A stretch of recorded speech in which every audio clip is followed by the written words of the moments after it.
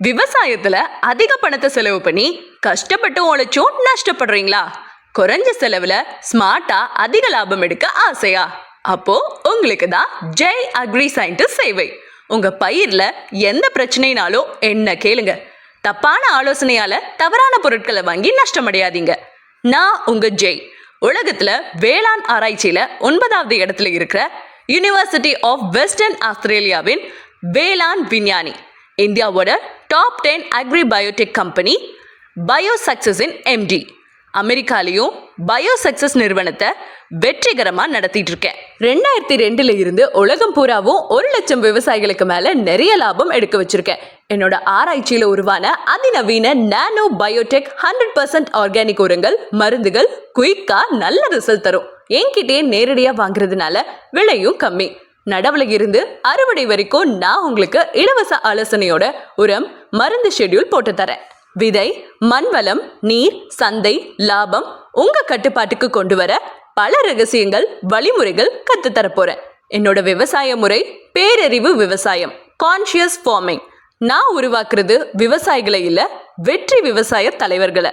Jai agri leaders. வெளிநாட்டுல இருக்கிற விவசாய நண்பர்கள், இளைஞர்கள் அங்க இருந்துகிட்டே உங்க விவசாயத்தை இங்க செய்ய நான் உதவி செய்யறேன். 8754056983 உடனே ஜெய் அக்ரி சயின்டிஸ்ட் சேவையில உங்க பேரை பதிவு செஞ்சு உறுப்பினராகுங்க.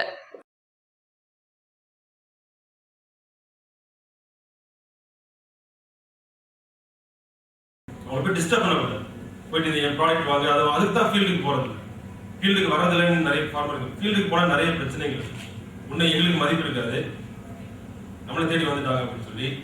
அடுத்தது பார்த்தீங்கன்னா ப்ராடக்ட் விற்க வந்துட்டாங்க. ஏன் வேணும்? இந்த மாதிரி இருக்கு. ஸ்வீட்ஸ் எங்கே ஸ்வீட் வச்சிட வேண்டியது, சர்க்கரை வச்சிட வேண்டியது, எலும்பு வேணா வந்து சாப்பிட்டுட்டு போவோம். ஒவ்வொரு எலும்புகிட்டையும் தேடி தேடி போய் ஸ்வீட் கொடுக்கணும்னு அவசியம் இல்லை. நல்ல பொருள், நல்ல சேவை, இது 2வது ரொம்ப முக்கியம். நல்ல சேவை. நாங்கள் என்ன சொல்றோம்? Service first, sales next. அதனால நாங்கள் இந்த ஒரு கடமையை எடுத்துக்கிட்டோம். வேற எந்த ஒரு காம்படிட்டர்ஸும் பண்ணல, வேற எந்த ஒரு நிறுவனமும் பண்ணல, அதையே நம்ம செய்யக்கூடாது அப்படின்னு சொல்லி எடுத்துருக்கோம். அதனால இன்னைக்கு நீங்க இத்தனை பேர் ப்ராடக்டை விற்கிற நிறுவனமாக இருந்தா நிச்சயமா இத்தனை பேர் வரவும் முடியாது, இத்தனை ஆயிரம் பேர் சேரவும் மாட்டாங்க. எதிர்பார்க்குறோம், விவசாயிகள் எங்ககிட்ட பெருசாக எதிர்பார்க்குறாங்க. அதை நாங்கள் நிச்சயமா அதை கொடுக்காம இருக்க மாட்டோம். ஒவ்வொரு வருடமும் வளர்ந்துட்டு இருக்கிறோம். அந்த வகையில இன்னும் இந்த வருடம், இந்த 2012 பொங்கல் இப்பதான் முடிஞ்சிருக்கு. லெட்டர்ல நான் நிறைய விவசாயிகள், முக்கியமான விவசாயிகள் லெட்டர் நான் எழுதி அனுப்பியிருக்கிறேன். அதில் நிறைய குறிப்பிட்டிருக்கிறேன். இந்த வருடம் 2012 ஆவது விவசாயிகளுக்கு ஒரு உண்மையான ஒரு வருடமா வரணும், ஒரு லாபகரமான ஒரு வருடமா வரணும். உலகம் முழுவதும் இன்றைக்கு ஒரு கிராமமா மாறிடுச்சு. டோட்டலாக ஒரு உலகம், டோட்டலாக குளோப் யூனிவர்சல், கம்ப்ளீட் எல்லா கண்ட்ரியும் சேர்ந்து ஒரு வில்லேஜாக இன்னைக்கு இருக்கு. இதில் இந்த போட்டியில் எப்படி நம்ம அடுத்த நம்ம போட்டியாளர்கள் தாண்டி நம்ம அதிகமாக நல்ல ஒரு உற்பத்தி கொடுக்குறது, தரமான ஒரு உற்பத்தி எப்படி கொடுக்குறது, எப்படி நல்ல விலைக்கு விற்கிறது, எப்படி லாங் லைஃப் நம்ம அக்ரிகல்ச்சரில் நிற்கிறது. இது அக்ரிகல்ச்சரை விட ஒரு நிரந்தரமான ஒரு நல்ல ஒரு தொழில் இல்லை.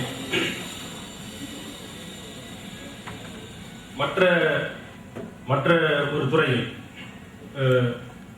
தகவல் தொழில்நுட்பம், மென்பொருள், பொறியியல் துறை, ரியல் எஸ்டேட், பேங்கிங், இன்சூரன்ஸ், இது போல எண்ணற்ற துறைகள் இருந்தாலும் ஒவ்வொன்றும் ஒவ்வொரு காலகட்டத்தில் நல்லா இருக்கும். பட் விவசாயத்துறை என்றைக்குமே ஒரு நிரந்தரமாக இருக்கும். விவசாயிகளுக்கு அது பிரச்சனை தான். ஆனால் நம்ம கொஞ்சம் ஒரு முன்னேறி வந்து போட்டியாளர்களை சமாளித்தால், நான் சொல்ற போட்டியாளர் தமிழ்நாடு விவசாயிகள் அல்ல, இந்திய விவசாயிகள் அல்ல, உலக விவசாயிகள், அவங்க கிட்ட போட்டி போடும். அப்பதான் நம்ம நிற்க முடியும். இன்னொரு ½ hour அப்புறம் நான் சொல்றேன். ஆக்சுவலாக ஒரு ஹிண்ட் மட்டும். சைனாவில் வந்து இப்போ ஒரு ஃபார்மர், ஒரு சயின்டிஸ்ட்,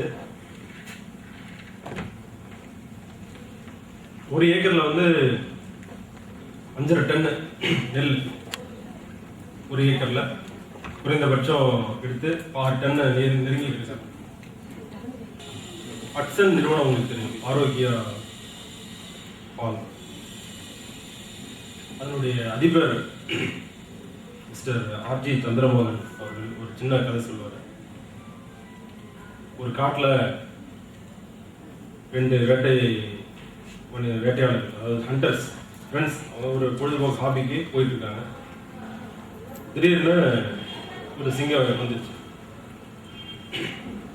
உடனே ஐயோ என்னடா அது, என்ன ஓடி ஆகும், இப்போ காம்படிஷன், தப்பிச்சாகும். அப்போ ஒருத்தர் பேக்ல இருந்த ஷூ எடுத்து காலில் போட்டுட்டு ஓடிட்டா வேகமாக ஓடிடலாம் அப்படின்னு சொல்லிட்டு ஷூ எடுத்து வேகமாக ஓடிட்டு இருக்காரு. அப்போ பக்கத்தில் இருக்கிற சொல்றாரு, சிங்கத்தினுடைய வேகத்துக்கு நீ என்ன ஷூ போட்டாலும் ஓட முடியாது. அது இந்த கதை உங்களுக்கு தெரிஞ்சுக்கலாம். அதுக்கு அவர் சொல்றாரு, நான் சிங்கத்தினுடைய வேகத்துக்கு ஓடணும்னு நினைக்கல, உன்னோட வேகமாக ஓடணும்னு நினைக்கிறேன் அப்படி சொல்றாரு. ஸோ இதுல இருந்து சிம்பிளான ஒரு ஸ்டோரி தான். இதுதான் நம்ம வாழ்க்கைக்கு மிகவும் ஒரு ரொம்ப உபயோகமான ஒரு கதை, ஒரு நீதி கதை. அது ஃபர்ஸ்ட் மெதுவாக ஓடுறவங்களை பிடிச்சிடும், நம்ம தப்பிச்சிடலாம், அதுக்கப்புறம் நடந்து கூட வரலாம். சொல்றது இதுல வந்து தவறான எடுத்துக்கூடாது, மற்றவர்கள் மாட்டி வர்றது அப்படி இல்லை. நம்ம பிரில்லியண்டா இருந்தது, மற்றவர்களை பத்தி எதுவும் நினைக்க கூடாது. அவங்க என்னவோ அவங்க போய் மாட்டாங்க, நமக்கு ஒன்றும் தேவையில்லை. இது ஏன் நான் சொல்றேன்னா, விவசாயிகளுக்கு ரொம்ப இது பொருந்தும். ஏன்னா நான் ப்ராடக்ட்ல ரிசர்ச் பண்ணதை விட விவசாயிகள் மனநிலை, தமிழக விவசாயிகள் மட்டும் இல்ல, இந்திய விவசாயிகள் அனைத்து மாநிலங்களுக்கு சென்று அவங்களுடைய வாழ்நிலை எப்படி இருக்கு, அவங்களுடைய சூழ்நிலை எப்படி இருக்கு, அவங்க என்ன எதிர்பார்க்கறாங்க, அவங்க என்ன பிரச்சனை இருக்கு, அப்ப விமர்சனங்களுக்கு உள்ளாக விவசாயம். புதுசா ஒண்ணு செய்யறோம்னா உடனே பக்கத்துல இருக்கிறவங்க விட மாட்டாங்க. நமக்கே ஒரு பயம், நம்ம செஞ்சோம்னா பக்கத்துல விடுவாங்களோ, எதுக்கு நம்ம எல்லாரும் சேர்ந்து செய்வோம். இதை தாண்டி வீட்லயும் பிரச்சனை இருக்கு. ஃபாதர் இருக்காருன்னா அவர் விட மாட்டார், பிரதர் இருக்காருன்னா அவர் விட மாட்டார். எதுக்கு நமக்கு ரசாயன உரமே போட்டுட்டு போவோம். அன்னைக்கு ஒரு விவசாய நண்பர், நம்ம கஸ்டமர் நண்பர், நான் அவர்கிட்ட பேசிட்டு இருந்தா அவர் சொன்னாரு, 20 மூட்டை ஒரு ஏக்கருக்கு பாகலுக்கு போடுறாங்க சார் பொள்ளாச்சி பக்கத்துல. என்னால நம்பவே முடியும் சார், 20 மூட்டை என்ன 10 ஏக்கருக்கா அப்படின்னு. திரும்ப 5 ஏக்கருக்கா சார்? இல்லை சார், 1 ஏக்கருக்கு போடுறாங்க. போட்டு 15 டன் 20 டன்லாம் எடுக்கிறாங்க. அதை எடுத்து என்ன பண்றாங்க, என்ன பிரயோஜனம்? இன்னும் 1 வருஷம் 2 வருஷத்துக்கு அந்த மண் கொடுக்கும் விளைச்சல். அதுக்கப்புறம் சஸ்டைனபிள், கன்சிஸ்டன்சி, பர்மனன்ட், இது 2 ரொம்ப முக்கியம். 100 மீட்டர் ஓட்டப்பந்தயம் ஓடி வேகமாக ஓடி 100 மீட்டர் அவ்வளோதான் முடிஞ்சிடும். அதை விட கண்டினியூஸாக கிராஸ் கண்ட்ரி ரேஸ்ன்னு சொல்லக்கூடிய மராத்தான் மாதிரி கண்டினியூஸாக மெதுவாக நடந்தால் கூட பரவாயில்ல, தொடர்ச்சியாக மெதுவாக ஓடிக்கிட்டே இருக்கும், நிற்கவே கூடாது நடுவில். அந்த மாதிரி தான் ஒரு நிறுவனமும் இருக்கணும். ஒரு விவசாயி இனிமேல் நிறுவனமாக மாறணும். உங்கள் ஃபார்முக்கெல்லாம் பேர் வைக்கணும், சும்மா பேரே இல்லாமல் இருக்கக்கூடாது. காஷ்மீர்லேருந்து ஆப்பிள் இருக்குது, இங்கேருந்து ஆரஞ்சு பழம் மேலாம் ஸ்டிக்கர் ஒட்டி இருக்குது, நிறைய ஃப்ரூட்ஸ் மேலெல்லாம் ஸ்டிக்கர் இருக்குது. நம்ம எவ்வளவோ ப்ராடக்ட்ஸ் பண்ணுறோம், அதுக்கு நம்ம பிராண்ட் பேர் வைக்கிறது இல்லை. வச்சா யாரும் ஒன்றும் சொல்ல போகிறது. ஒரே ஒரு இண்டஸ்ட்ரி டாக்ஸே கட்ட வேண்டியதில்லை. B2 Agri கிளப்னு சொல்லி அதை உருவாக்கி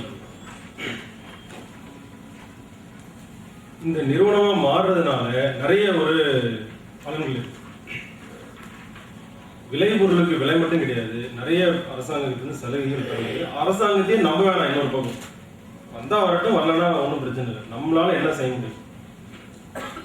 மெக்கனைசேஷன், லேபர் இல்லைன்னு நல்லா தெரியுது. இதுல இருந்து நிறைய அவங்களுக்கு குழப்பமா இருக்கு, குழப்பிடுறாங்க. அதாவது ஃபர்ஸ்ட் பயோசெக்ஸ் நிறுவனம் இந்த அளவுக்கு வெற்றிகரமா நாங்கள் இருக்கோம்னு சொன்னா ரொம்ப கஷ்டப்பட்டு 100ஆவது ஒரு நிறுவனம் போய் நான் நல்லது செய்யறேன்னு சொன்னாலும் நம்ப முடியாத விவசாயிகள். அது அவங்களுக்கு சொல்லி தப்பு கிடையாது. 99 பேர் ஏமாத்திருக்காங்க. இந்த ரேட் எப்படி, நம்ம விளைபொருளினுடைய ரேட் எப்படி நம்ம தீர்மானிக்கலாம்? விதையிலிருந்து விளைச்சல் வரைக்கும் ஒரு விவசாயம் அப்படிங்கிறத தயவு செய்து மறந்துடுங்க. விளைச்சல் எடுக்கிற வரைக்கும் தான் ஆரம்பம் அப்படின்னு நினைச்சிருங்க.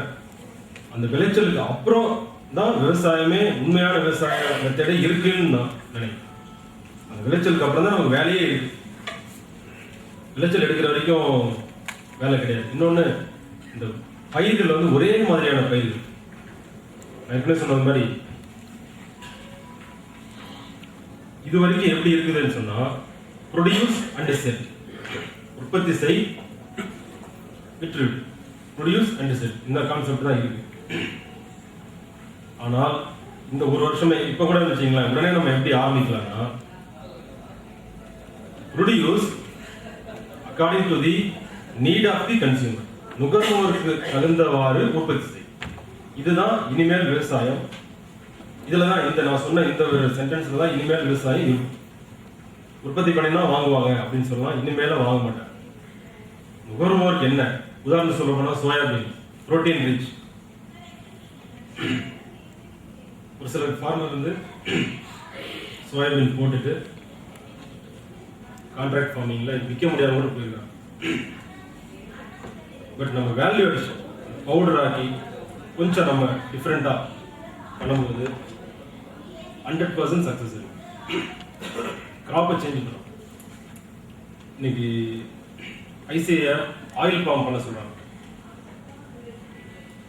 எண்ணெய் பருப்பு வகைகள் ரெண்டுமே ஒரு 30-40 வருடங்களாக இறக்குமதி தான் செய்து கொண்டிருக்கிறோம்.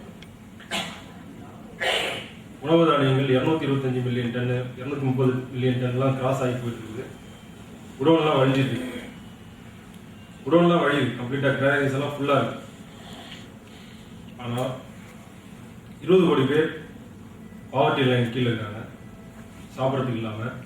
விவசாயிகளுக்கு ரேட் இல்லை. அதனால அந்த மாதிரி பயிர்களை விட்டுட்டு புது வகையான பயிர்கள், ஆயில் பாம், சோயாபீன், டேட்ஸு டிஃப்ரெண்ட்டாக பண்ணணும். அந்த கிராப் அந்த ஏரியாவில் வராது அப்படின்னு நினைக்க வேணும், போட்டு பார்க்கணும். என்ன எங்கள் உதவியை கேளுங்க, நாங்கள் சொல்கிறோம், செஞ்சு பார்க்கலாம். ஃப்ளவர்ஸ், வெஜிடபிள்ஸ்னால் டிஃப்ரெண்டான வெஜிடபிள்ஸு, அது சின்னதாக ஒரு வேல்யூ அடிஷன் பண்ணி நம்மளே சேல் பண்ணுறது எப்படின்னு ட்ரை பண்ணுவோம்.